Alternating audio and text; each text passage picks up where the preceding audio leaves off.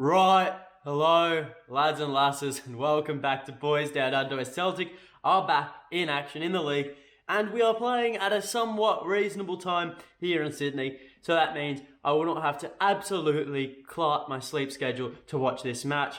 Before we go any further though, please remember to like the video and subscribe to the channel. It's the best way to help support the channel grow, and I'd be forever appreciative of you guys if you did that. But without further ado, let's get into it. So, Celtic are travelling to Easter Road tonight in what should be a very tough match.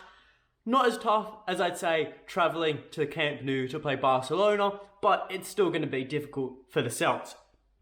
However, as I just said, playing away from home is never easy, but, we'll be able to manage it. I think Celtic do have the chance though, however, being the early kickoff, to apply some pressure to Rangers.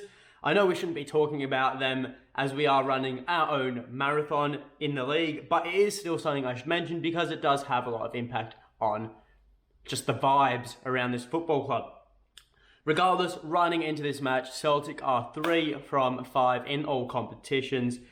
Only 2 blemishes are 2 losses to Bodo Glimt, who pretty much blew us off the park both times, so fair play to them. However, in the league, which is all that matters right now, Celtic are 5 from 5, sitting first on the ladder with a 3-point gap to those who are closest to us.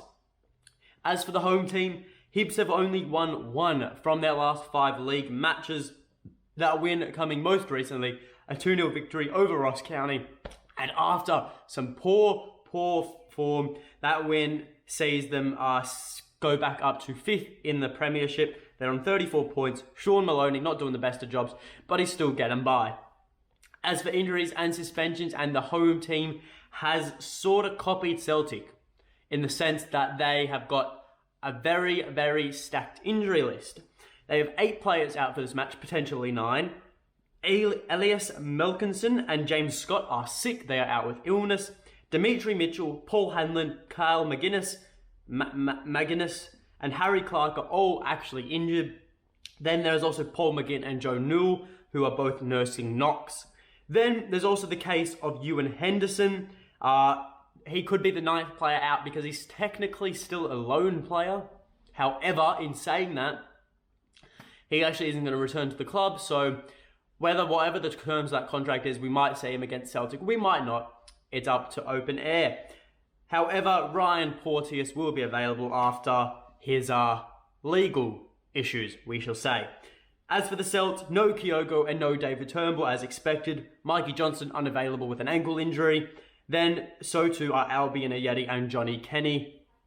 Yasuki Itaguchi returns to the fold after being out of both Europa League matches because he wasn't included in the lists. And that is Wee Karamoko, likely to see him on the bench. But that leads us into the lineup prediction, and I think as we're all aware, as we're all expecting, a host of changes are going to be made to this Celtic team. As Ange said, we played a refreshed team against Bodo, so that means tonight we are going to play our strongest team, or, well, we're going to play our near strongest team because, as we all know, no Kyogo, no party. Anyway, the lineup prediction looks like Joe Hart in goals. He made some good saves against Bodo Glimt across both legs. Then at right back, Josip Juranovic. I thought Ralston was quite good, but it has to be JJ. There's no questions asked. Josip Juranovic is just clear in every single category. Maybe not physical, but he's still got a very good presence. Then Cameron Carter-Vickers and Carl Starfelt as the 2 centre-halves. CCV obviously returning here from his rest, so he should be back to his usual dominance. Then at left back, Greg Taylor. Yes, you can moan and you can groan, but it isn't going to be Scales after he played against Bodo, and nor will it be Ralston. Then at CDM, all eyes are pointing to Callum McGregor, who was rested last match. He will be back in there at the expense of Nir Baton. Then at box to box, it is Rio Hatate. Yet again, he was rested in Europe, so he has to start this match. He just makes such a difference when he's on the pitch. So Rio is going to be there. Then at Cam, look, I think it's an absolute coin toss between O'Reilly and Rogic, but I'm going to give it to O'Reilly just because I think on current form he edges out Tom Rogic. which is a shame to say, but Rogic has been absolutely incredible for Celtic this season, so he deserves a bit of a break. Then the front three, Jota on the left wing, no doubts about that. Then on the right wing, I'm going for Liel Abada, who is our best right winger currently. Then up top, like the Cam spot, I do think it's going to be a coin flip between Giakoumakis and Maeda. But if I had to pick, I'd be going for Giakoumakis. So it is a strong lineup, all things considered. And look, Ange has got the possibility of playing, Maeda on the left and having Jota give a rest, but Jota was rested last match, so that's why I think he will be back at the left wing, just to clarify that choice. But it is certainly a lineup that should be picking up all 3 points tonight. And that leads us into the final score prediction. And Hibs have a host of players out. It is a depleted squad. However, as we have learned the hard way, Celtic can certainly be embarrassed against depleted squads when we were held to a draw by schoolboys against St. Mirren away from home.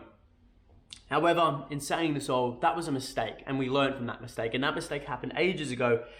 And, I think we moved past it, so I think we can clear that point up. And look, Hibs are no pushover. However, I do feel that we comfortably take this match. I still respect Hibs as a team, and I still think they can give us a very, very tough challenge in this match. Look, we just got to put our European struggles behind us. I think that's the main thing, because we all know what the reward is at the end of the season if we do win this league. Going out to Bodo Glimt is not going to matter if we win this league. I don't really think it's that much of an issue right now. Even that we went out to Bodo Glimt, I don't think it's that embarrassing even, They beat Roma 6-1. They're clearly a very class team, but because they come from Norway, no one gives them the respect they deserve. So, look, yeah. Also, as for the Hibs team, I forgot to mention there will be no Martin Boyle, who has been, their shining light all season. He moved in January to Saudi Arabia or Qatar, one of the two. I'm pretty sure it's Qatar now I think of it. Anyways, they've lost a lot of attacking spark Hibs since he's left. However, we cannot be complacent. We can't be giving Nisbet an open look at goal, nor can we give any other player an open look at goal because, Hibs can punish us. They've punished us from set pieces. They've punished us from open play before. If we give them too much to work with, they will take their opportunities.